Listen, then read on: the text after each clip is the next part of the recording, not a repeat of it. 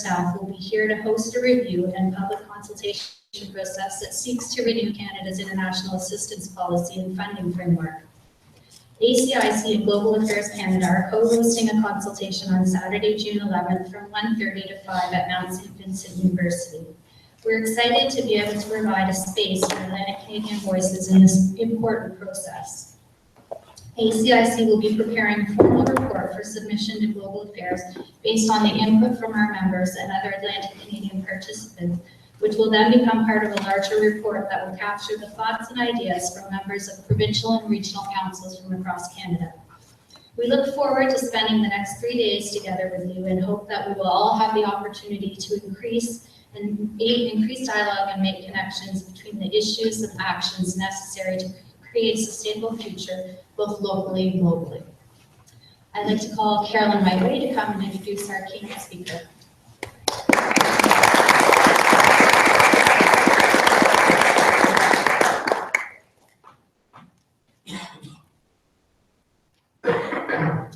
Good evening, everyone.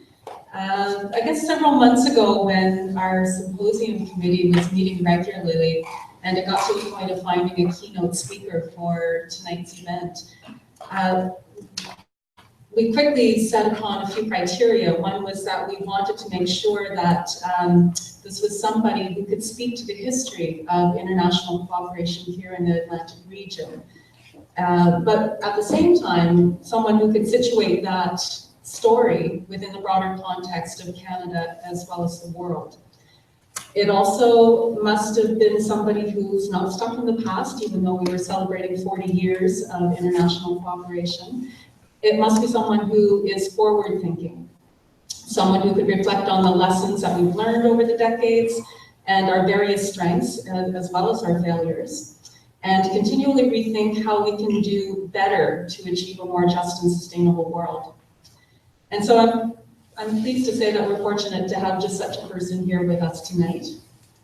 And it's Sheila Savage, who's with us this evening. She's the Associate Director of Strategic Partnerships at the Coady International Institute, where she is responsible for strategic support to partnerships, programming, and educational design.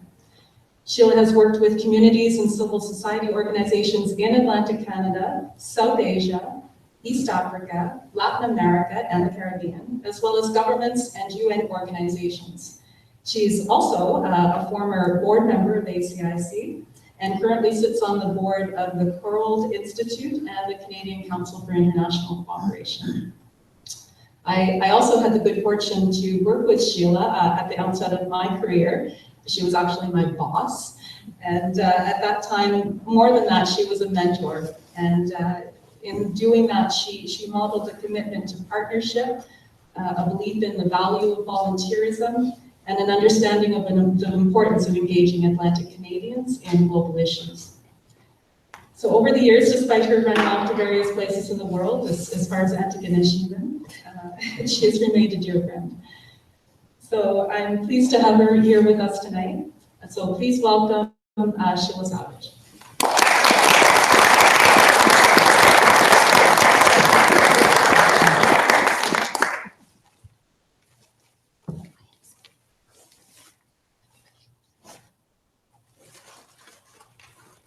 Hi, everyone.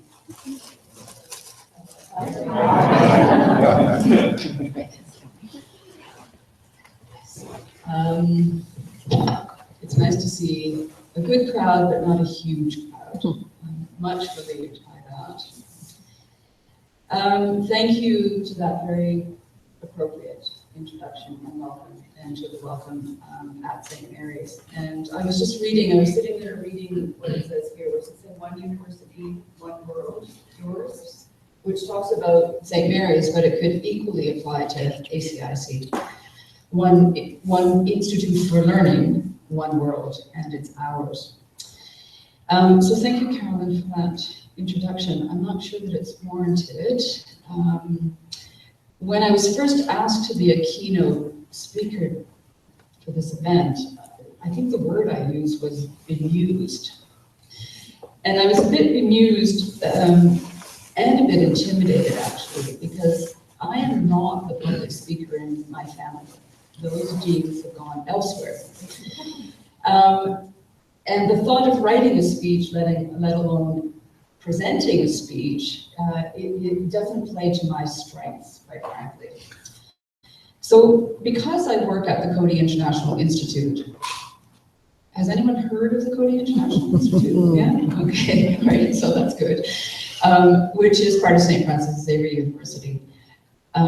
As an institute, we promote a citizen-led, community-driven, asset-based approach. And everything that we do, we try to make sure builds on strengths. So I started thinking about, if my strength is not writing a speech and making a speech, what are my strengths and how can I approach this keynote address? So I thought a little bit more, and I really thought about it. What I've reflected on was that I appreciated the opportunity to reflect. We don't get the chance to think about what we do very often. We don't take the time to do that very often. And as I was reflecting on that, and particularly the themes, which I think are brilliant, of volunteerism, partnership, and engaging Canadians, I started thinking about, well, what are my strengths? And actually, relatively proficient in reflecting. I get to do that as part of my work. I'm relatively proficient in thinking out loud, and I'm quite proficient at asking questions. So I kind of thought, well, maybe that's the approach I'll take, is that rather than have a speech per se, I'll kind of do what I do in the classroom at Coady, and that is just kind of engage and try and find out and learn from people who are in the room and build on the experience that's already here. So if you'll indulge me with that rather than a keynote speech, which is bound to bring lots of answers to questions, I'm more likely to pose questions than to answer, because I think that's a really important part of the work that we do, and we don't do it enough.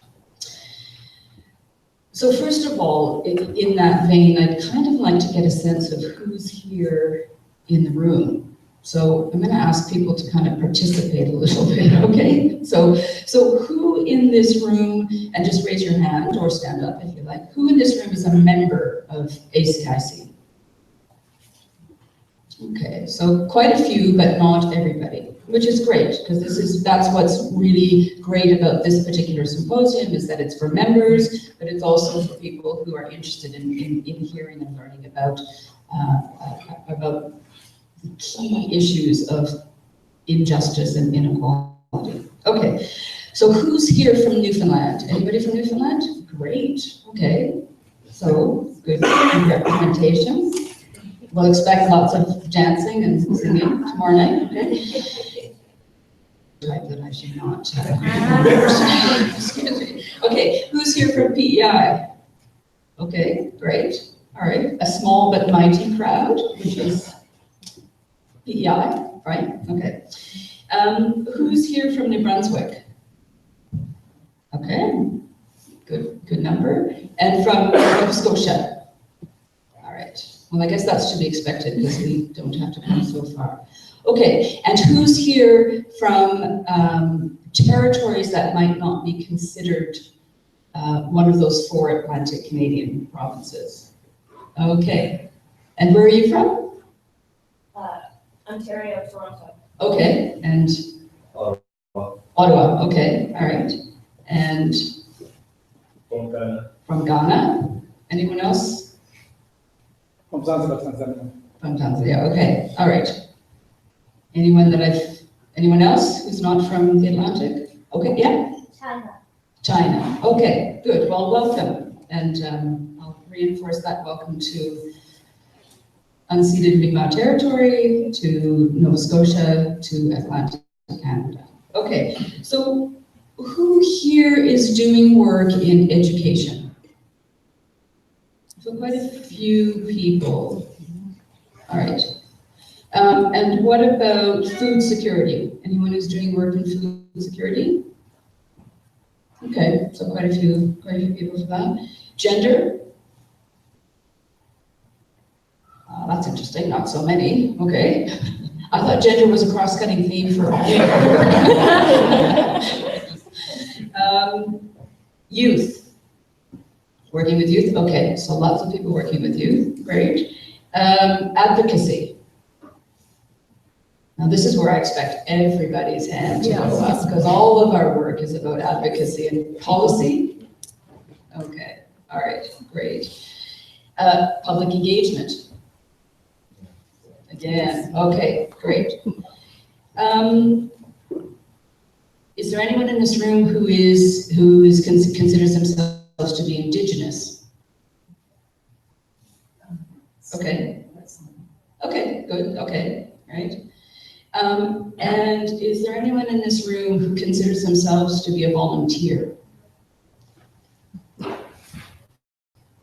Again, I would guess that probably everyone in this room volunteers in some capacity or another, because that's a key part of the work that we do.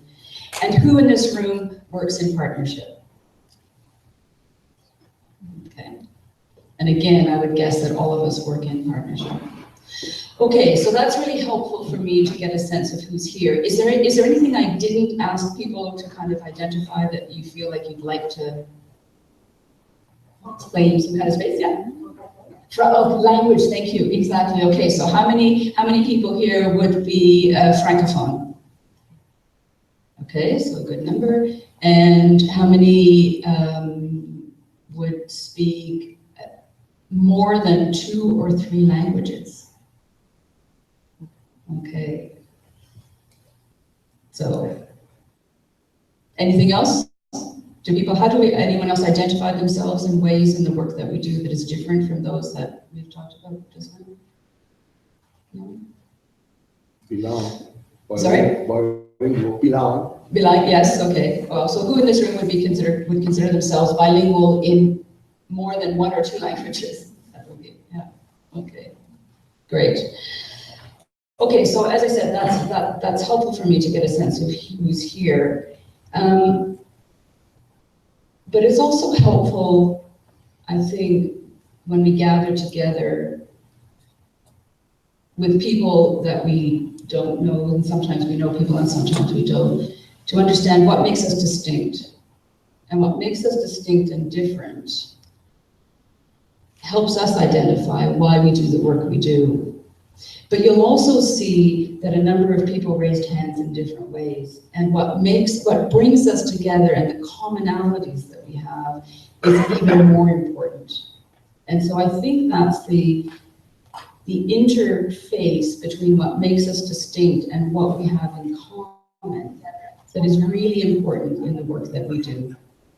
And the work that we do is about challenging injustice, challenging inequity, fighting poverty, wherever in the world it exists. And I think that ACIC has been doing this as an organization, and members of ACIC and other organizations have been doing this in the Atlantic for many more than 40 years. But ACIC should be congratulated for being around for 40 years and for taking this opportunity to think a little bit and reflect upon the work that we've done.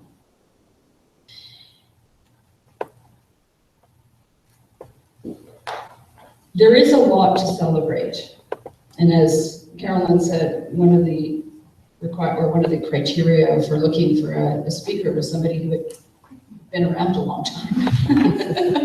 So I guess I qualify for that, because I probably have been working in international development in the Atlantic region since I was a teenager, which was almost 40 years ago, so probably around at the early stages of ACIC. But we have a lot to celebrate. We have a lot to commemorate. We have a lot to reflect on. We have a lot to learn from and with each other about. How many people in this room have been members of ACIC, or organizations have been members of ACIC for the whole 40 years? Is there anyone? Who were the founding members of ACIC? We don't have that history, eh? Development and Peace. So is there anyone here from Development and Peace? Former Development and Peace, yeah, okay. All right. CUSO, probably. Anyone from CUSO? Former CUSO? Okay, all right. All right, is there anyone here who's been involved for 20 years? with ACIC? Well, that's interesting. You are, and who are you with? Oh, GPI Atlantic, okay. It's probably one of the early partners, yeah, okay. So as we celebrate collectively what ACIC has been doing, we personally may not have been involved with that, but we know of the work that was done, and we can be celebrating that, and we should be celebrating that. There's been a lot of very good things that have been done, and as I said, tomorrow night at the gala is one way to celebrate that, with recognition of an award, but also dancing and celebrating and having some fun and connecting and reconnecting with people. But we should also be reflecting on what we've done in the Atlantic. And I think all members of ACIC, past and present, and hopefully future, have been challenging social injustice and inequality around the world and here in the Atlantic. And I think looking at the program for what's planned for the next couple of days, I would really encourage people to go to the session on Saturday morning around the value of the small and medium NGOs, because I think some of the learnings that we have made as organizations are well represented in that study. What makes us unique as Atlantic Canadian organizations who are doing international development work? Much of it is actually outlined in that study. So what makes us unique as organizations from the Atlantic? Anyone have any? Sorry, I'm really turning the tables here, so. What I've discovered in Atlantic Canada in terms of international development or human rights or any type of work to do with humans is basically people give more time, more resources. They don't count on government, or they don't count on any handouts, but people do it themselves. They touch it and they feel it with their hearts. And are you saying that as a partner of somebody who has worked with organizations here? Or are you saying that as somebody from the region who has been involved, or both? Both. Both, okay, all right. Any other observations or thoughts? Yeah. I think some of the work that we're doing overseas, there are many Canadians who can identify. Speaking to Kate Rutners who visited recently in Haiti, that there were elements of the community that they could relate to. Yeah, so that understanding of issues and connection of issues, yeah.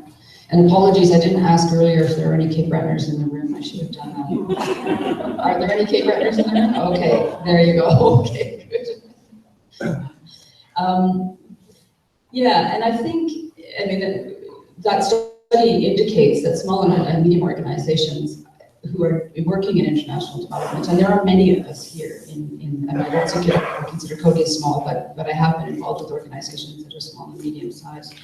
Talks about resilience, talks about flexibility and the capacity to adapt.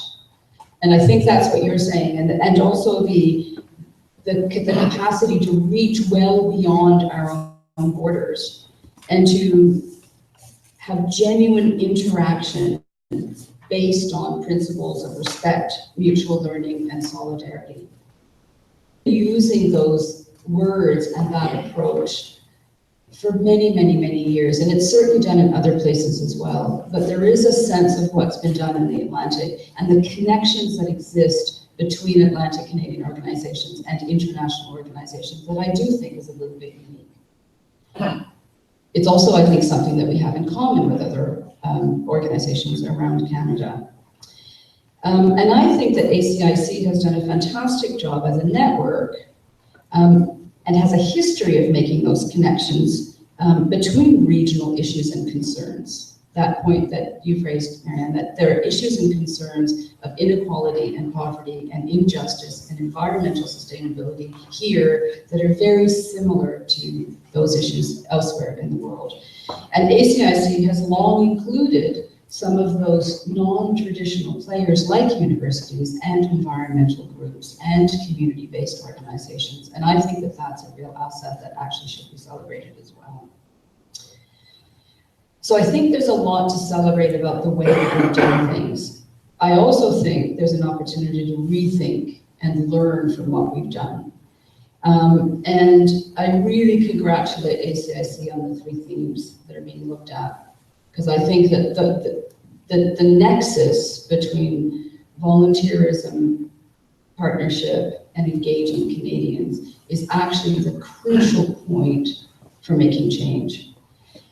And from earlier, we can see there's lots of people who are doing work in lots of sectors. So we're not talking necessarily this evening about the kind of work that we're doing, but we're talking about how it's being done, right? So we're talking about volunteering and volunteerism. That's a way of looking at international development and making connections. We're talking about partnership and collaboration as a way to make change. We're talking about engaging Canadians as a way to help Canadians think differently about the world and their place in the world. But these 3 things are not only just the means to do that, I think they actually in themselves are ends as well.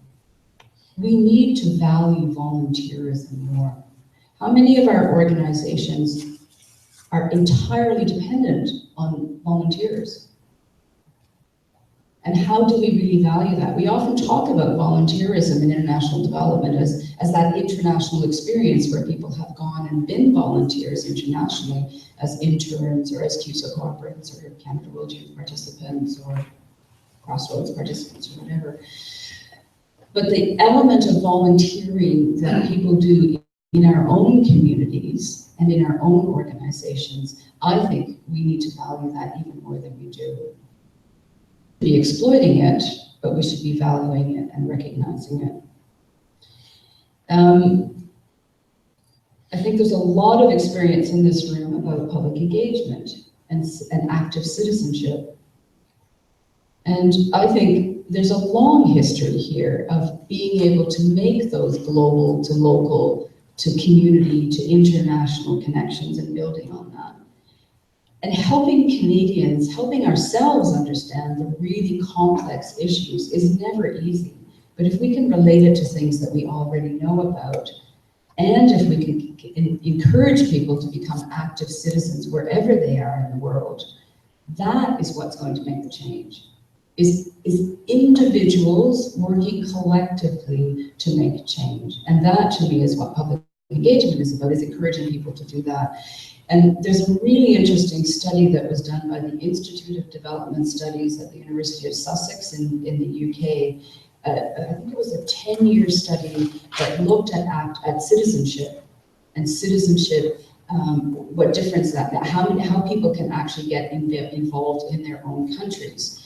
And they did a series of studies in, I think it was about 14 different countries, and then they did a meta-study to really see what was in common about that. And one of the most surprising results that they had was that active involvement in a community actually resulted in even more active involvement in a community. Which makes sense, right? I mean, that doesn't, but it's that change, it's that capacity of people to make change that develops further capacity for people to work together to make more change. And so I think when we talk about public engagement or development education, or whatever term is being used for the moment, we sometimes forget that it's actually about all of us learning from each other in order to make change and becoming better at it and continuing to do it by being re-energized and connecting with others.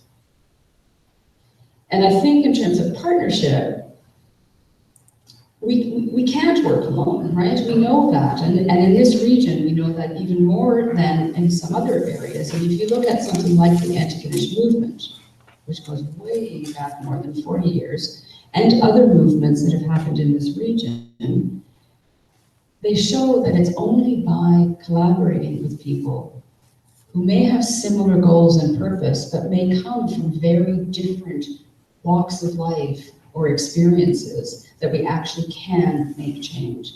And I think that this notion of partnership, which sometimes we feel of international development is foisted upon us, right? We've gone from really big decisions like the Millennium Development Goals and the Paris Declaration on Global Effectiveness, where everyone talks about something like effective partnerships. In the early 2000s, everyone was saying, you have to work in partnership. That was the word that the donors were telling civil society organizations. You have to work in partnerships and they have to be effective. Okay?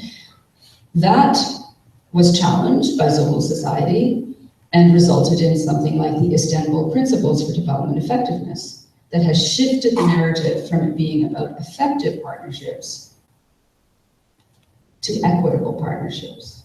And an effective partnership is not the same as an equitable partnership. It may be, an equitable partnership might be effective, but not all effective partnerships are equitable. And we really need to be thinking about those kinds of principles as we work together. How can we be both effective and equitable?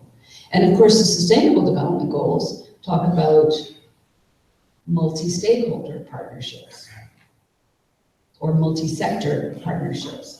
And again, this is the world and this is the context in which we live, where partnership is actually being said. You have to work in partnership. But we in the Atlantic have been working in partnership for a very long time, and hopefully based on mutual respect and shared learning and equity. And that, I think, is and working across difference, which is what multi-stakeholder or multi-sector partnerships are all about.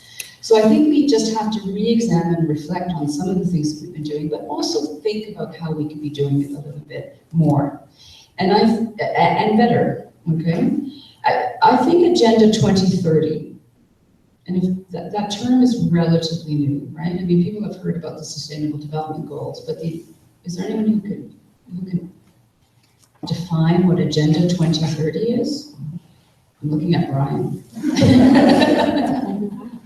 Brian, can you take a stab at that? Well, in effect, it is the 17 Sustainable Development Goals with their sub-objectives and commitments that are associated with it.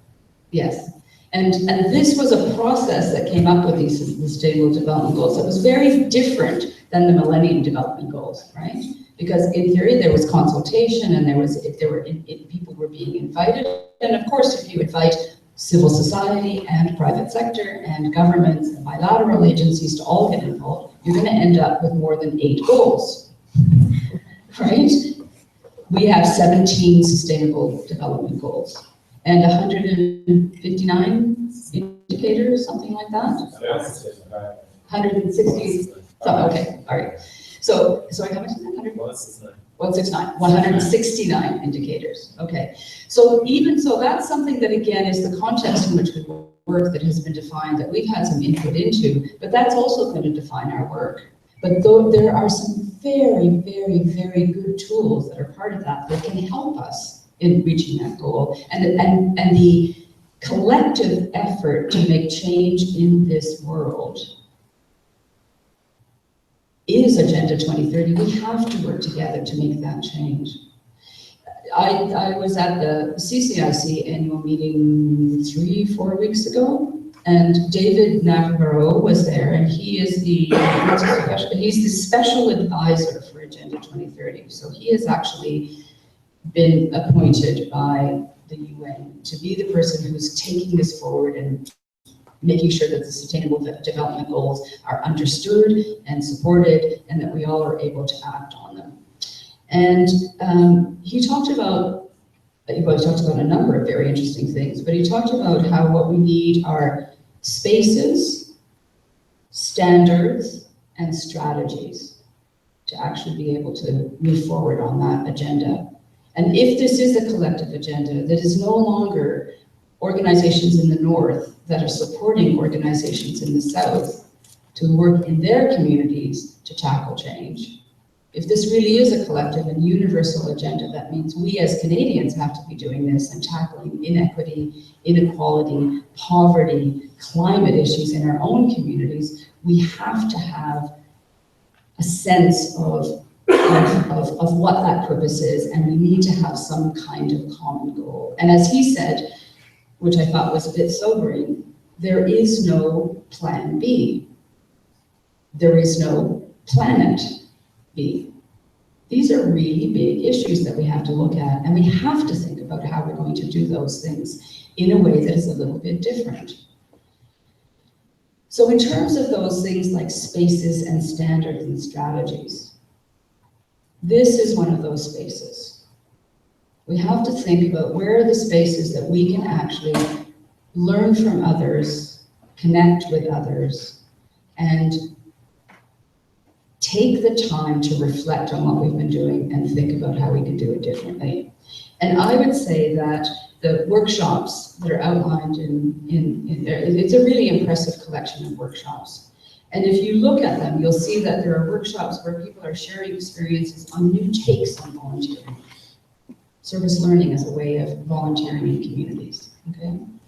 There are workshops that are looking at intriguing models of partnership between Tanzania and New Brunswick. There are workshops that are looking at innovative approaches to collaboration, things like social enterprise, new ways of working together that are a bit different than we worked before. Imaginative ways to engage youth and other people, and how to ensure that active citizenship is in our minds as well as in our actions. And how do we tell those stories with new and fresh perspectives? And all of these are workshops that we have the choice to attend, or the capacity to attend over the next few days. So I'm really pleased with the range of opportunities that are here for people to learn from each other and to start thinking a little bit differently, reflecting on what we've done, and think a little bit differently about how we do that. But another space that we have for people who are able to, who have been invited or are able to attend on Saturday is this Global Affairs Canada consultation. So we have that space that's been created for us as Canadians to have some input into Canada's foreign assistance policy and the funding framework. We need to step up and fill those spaces and use those opportunities to share our experience and to share our learnings. And I think that the connecting that happens both here and in the consultation is an opportunity to reach out and to learn from people who we already know, but learn from people who we might not suspect can teach us something, and to collaborate and partner with people who might not be the usual suspects in terms of partnering. Because unless we start thinking differently about how we tackle some of these issues, and unless we start thinking about how we will work differently, we're not going to be able to change what desperately needs to be changed. So I think there are spaces that we create ourselves, and there are spaces that we get invited into, and there are spaces that we can actually challenge and demand. And that's what advocacy is about and public engagement is about. So let's think of those spaces and places where we can be actually having some input. In terms of standards, we have a lot of really good reference points about how we should be working. The Istanbul Principles for Development Effectiveness, and I don't know if people are familiar with that, outline 8 principles for ways in which we as civil society organizations work together. Everything from how we should be working in more effective and equitable partnership to how we can be using and thinking about becoming learning and research partners, gender equality, environmental sustainability.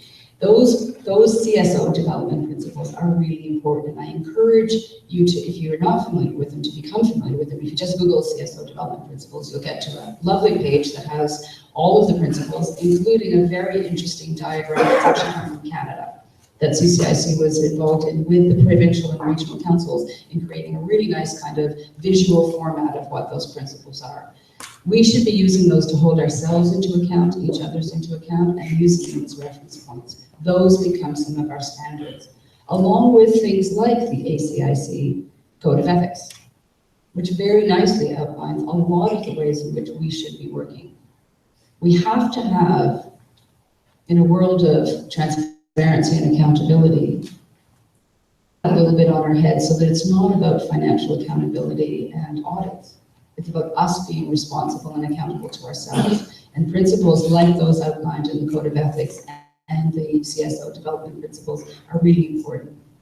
There's also a document that I don't know how well known it is, and that's the Global Affairs Civil Society Partnership Policy. Is there anyone who's heard of that, who's seen it? Yeah.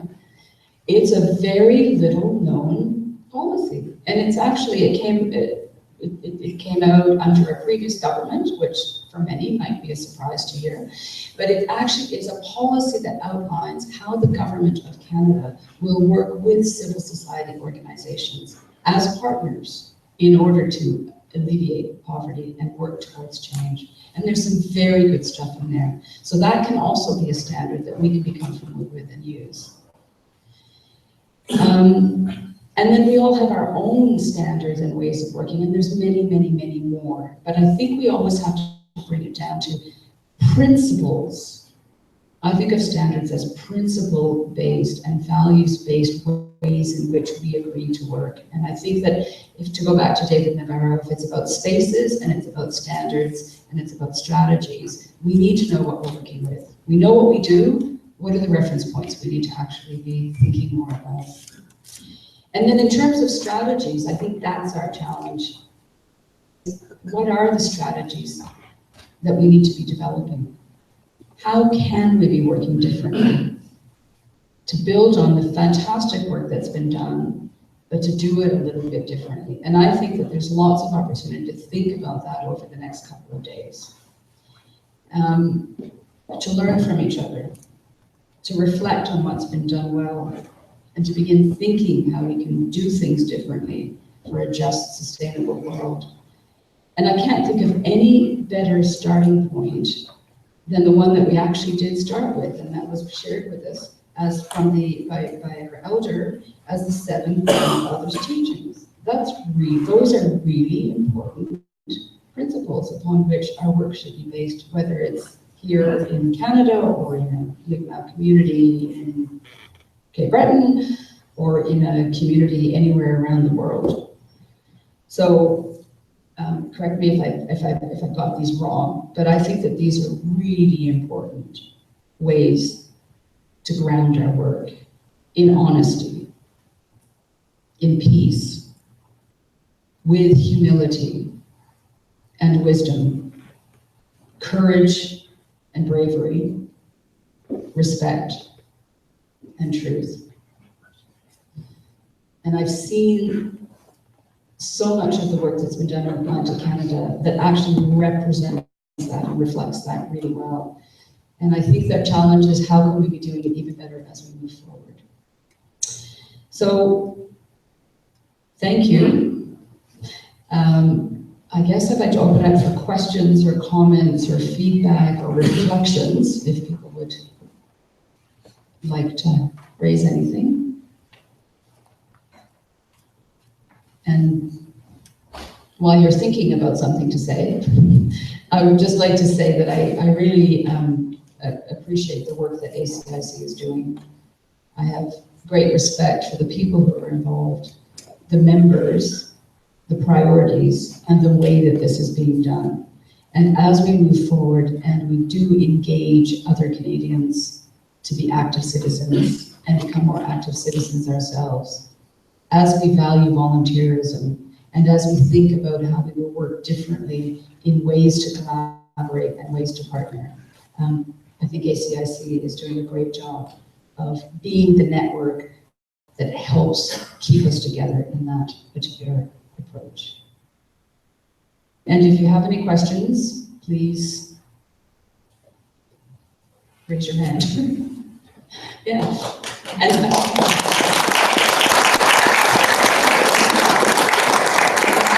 maybe if you, when you ask a question, if you would mind saying who you are and where you're from, that would be. I'm Gwen Coleman, I'm Chicago here in Nova Scotia. And we did a study on volunteerism. Okay. And we're ready to update that. Anyway, the value of volunteerism in Nova Scotia is $1.8 billion, which the government would have to replace if there weren't 12 volunteers. Yeah. And Nova Scotia has not edged that implement Oh. as being the highest level of volunteers in Canada. and much more than previous years. Okay, so it's really true that Nova Scotians and Atlantic Canadians in general are just nicer.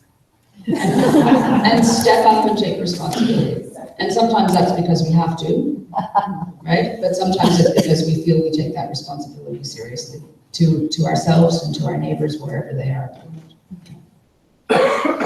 Yeah. Oh, Sean Kelly, I was just going to add to the research that people might find interesting. A few years ago, more than a few years ago, Imagine Canada and CUSA did some research on the volunteering habits of Canadians who have volunteered overseas and their volunteering habits once they're back in Canada. And overwhelmingly, people that volunteer abroad volunteer more hours with more organizations in Canada.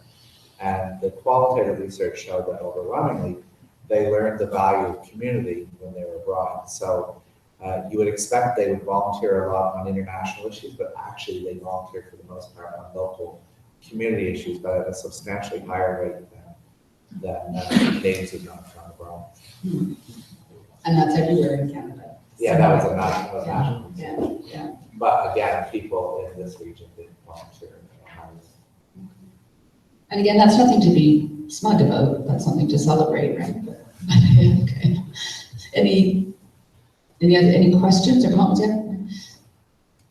Yeah, I guess a question, Brian Collins and Keynote Canada. A question about, well, just back up a little bit. I've been spending a lot of time in the last 10 years looking at the aid development effectiveness agenda globally and the ways in which development cooperation is practiced by not only governments, but as you mentioned, civil society organizations as well. And I just wonder if you and linking that to CODI, which is a very unique institution that brings together development activists in various countries and various professions. And I wonder if you have any reflections from their perspective about what is needed in terms of reform in the way that we actually are conducting the practice of development cooperation, both as Canada, but also more broadly as northern donors and civil society actors. Well, luckily there'll be 9 CODI participants who are coming tomorrow evening for the gala that you could ask that of them directly. We're actually, as part of this quite extensive Global Affairs Canada consultation, we're actually doing a consultation at CODI. So we actually have 60 people at the moment, 60 participants from 23 different countries who are studying a 3-week certificate. And so we're going to be asking those questions directly of them next Wednesday evening, because we want to hear that too. And the people who come to CODI come from a wide range of experiences, and many are coming from community-based organizations. Some are coming from universities that have a commitment to work with communities or work in partnership with different organizations. We also have some from large INGOs, and I would guess that there are varying answers for that depending on the kind of work that they do. And one of the things that we try to do is actually pose questions in a way that gets people thinking a little bit differently about it. I heard somebody recently talk about being part of the development industry, and they were from Ghana, right, the Ghanaian from Ghana, and I thought, there's something very uncomfortable about that.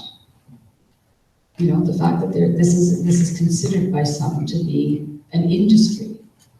Now, yes, it's a profession, and yes, we're all doing it, but the fact that this is an industry, when in fact we really should be thinking about what it is that we're trying to change, and it should be much more like a social movement, you know, or a revolution or something. But, you know, some of what we've been doing is actually been institutionalized. And so I think it's not just people in the North that need to be asking these questions of ourselves, but it's around the world we need to be thinking about that.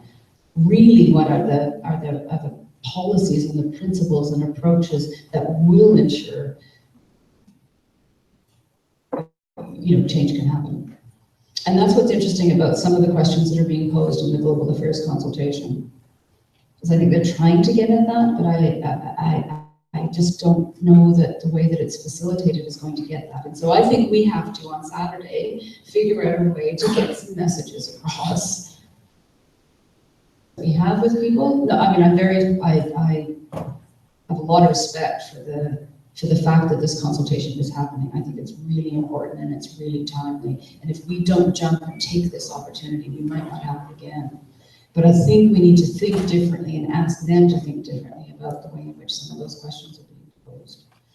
Otherwise, it will become more of the same, but in a slightly different way, tweaked rather than changed. I don't know if that answers the question, but I mean, some of the participants who are coming here tomorrow evening and will be involved on Saturday are 9 participants from a course that I'm actually teaching on rethinking partnerships. And a lot of it is not about, as we saw today, it's not about telling people what the answers are. It's really stopping to think and rethink about the way that we do things and figure out and learn from the cases and the frameworks and the tools and the models that are out there so that we can learn from that to think about how we can work differently with people across difference. We can't work with the people who are exactly the same with us all the time.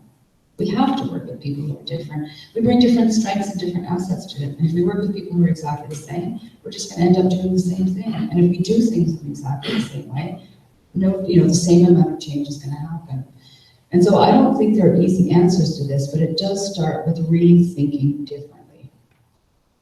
And we all have to do that individually, but what happens collectively is even more important. So I don't know if that answers your question. Okay, so there and then there, yeah. So I'm Ryan Higgins, I teach anthropology at St. Mary's, and I'm also involved in the International Development Studies program.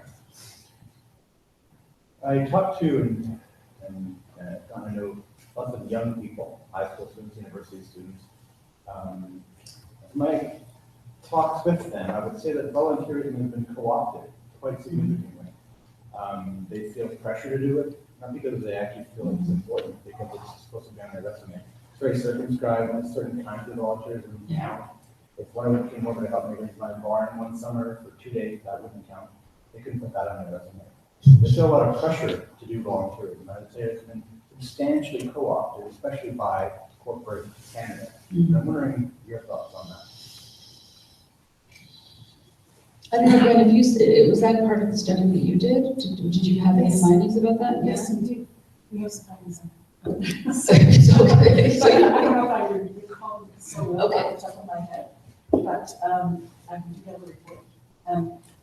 But I can say that that's one of our criticisms of the whole GDP system is not counting volunteerism in general because it doesn't make money. So I think it's just that whole mindset about it only counts if it has a monetary value.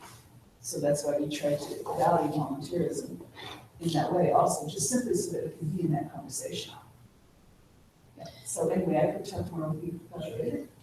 But I think, I think that I'm really interested in reading that study myself too. But I think what you're saying too is that in an attempt to recognize the importance of people getting involved in communities, it's been institutionalized in a way, right? So people are doing it in high schools, people are doing it. Is that the kind of thing that you're talking about, or are you talking about people? I would use the word co-opted, not institutionalized. Because Okay. institutionalized is going to be helpful. Co-opted Exactly. suggests that the value is actually being quite undermined Okay. by this imperative that you're supposed to show yourself as a citizen Right. in this way. And I actually think it's very problematic. I think you can be a very active citizen without never volunteering.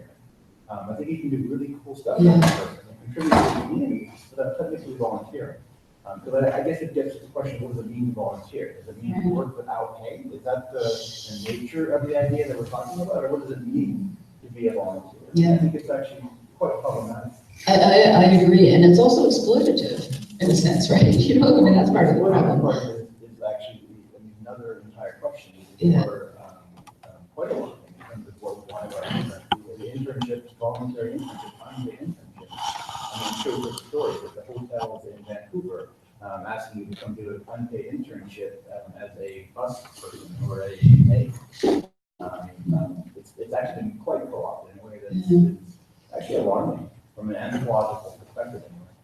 So maybe we need to define what we mean by that. Start asking those questions again about what does that mean? What do we really think it means? I mean, I worked with international volunteering agencies for a good portion of my career. And very often those volunteers got paid more in stipends than the people with whom they were working. You know, is that volunteerism? And yet you don't, I mean, people need to be able to, you don't want to undermine and you don't want to exploit people. So I think these are really important questions to be raising, but I think we need to think about that. We need to have that conversation. We need to redefine it. Well, the point of the matter is Syrian refugees. Supposedly the Trudeau government brought in 25,000. Well, that's not true. The Trudeau government brought in about 60% of the 25,000. It's a very neoliberal agenda to say, I'll bring in 25,000 people, but hopefully Canadians will do the actual legwork and provide the funding for 40% of it. Yeah. It's quite problematic. It is, yeah. Mhm. Yeah, there was somebody behind you, and then maybe. Yeah, I was kind of responding. I'm Frederick from Gabon, and I work with EKS and Central African Association for Indigenous Rights. I was quite intrigued with the word you used of a colleague from Ghana used saying that international development is an industry. And some of us actually, sometimes we tend to see international development as an industry. While I come from the global south, and we are the people who are targeted national development contributions. And I think we are the main benefactors. But we do think it's an industry, and there are some of the reasons we think it's an industry. If you look at, you've spoken about equity and you've spoken about effectiveness. In terms of organizations working in Global South, who quite have very good work, who are doing a good job and so on, if they look for support, for instance, to the government of Canada, they will be saying, speak to our embassy in Kinshasa. When you speak to the embassy, you find out that they don't have any resource to help you. But you will look in the Global South, you will see even from the perspective of where they are contributing. You will see BUSA, the TFID of UK or wherever, you will see there are particular organizations that are appointed or that are anointed, no matter what the idea they have is. And those organizations have an interest to collaborate effectively with the government. And collaborating effectively with the government might have different meanings and different outcomes. Yes, for you to work in an organization in a country, you have to collaborate with the government. But while you are collaborating, government's needs does not or do not overtake the needs of the people you are targeting. And there must be also rules that will govern that relationship between government, but equally the organization coming. Because what government will want to give their people to give their people fish, but don't teach them how to fish. Because some of those governments are corrupt. Some of those governments will not want advocacy. Some of those, even the term advocacy was very controversial in Canada with the previous government. So when you look at all those, if you can't advocate for me, I come from Congo, you have different problems, the wars, women being raped. If you can't advocate for those women being raped, but you can give me medicine, you are not helping. You are saying, rape more and more, I will be looking for medicine for you. So it can be problematic, and we look at it that way sometimes as an industry. We need a voice, we need to be advocates, and we need to speak out. We need to support those people to come up, because you can't raise a child and want them to remain children. And sometimes that is how international development looks from. And last year we had advocacy with the government of Canada. They had to put Congo as a country of priority. Contributing, much of the contribution went into minerals extraction, and they tell you that we've contributed to Congo 20 million or 50 million. Those are problematic statements, and we have to bring them out. And that is how we look at it, and I could understand why a colleague in Ghana would say it's an industry, and also to be also logical and balanced. There is another aspect of it, and there are very also good examples that we can learn from international development that is helping people. Yeah. And those are important points. Are you going to be there on Saturday Yes. for the consultation? Those are the things to raise as part of that conversation. Yeah.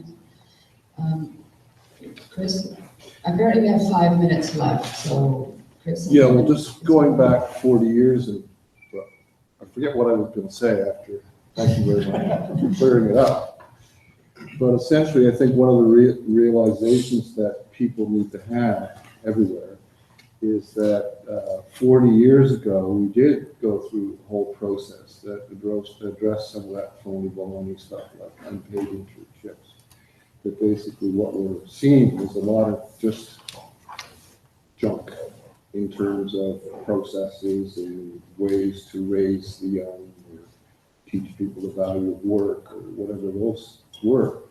And we've gone way past that, and global, I might say, at this point in time. And I think, speaking of bravery and courage, that's one of the things that is going to be so important, is there's just a lot of phony baloney out there. Don't buy it. And there is a lot of co-option, not just of that term volunteerism, but lots of other things too. And those are the things that we need to be thinking about, right? And not just thinking about, but talking about. And so that's what, so hearing some of these comments, I think, are probably way more important in terms of sparking some of the conversation for the next couple of days. Any final thoughts or? No? All right, I think it's going to be a very interesting symposium. So I am pleased to have been part of it. Look forward to what I can participate in, and look forward to hearing what all happens as a result of it. Okay, so thank you very much.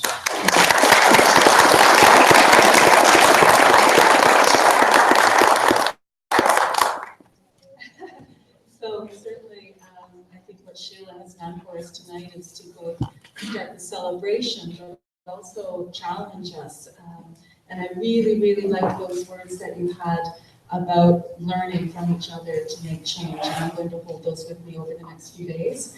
And to begin that process of connecting with each other and learning from each other, I'd invite you all to join us in the lobby as you come in. We are having a reception now with some light nibblies, and there's a cash bar as well. And help me and thank you, Sheila, once again for really setting the tone.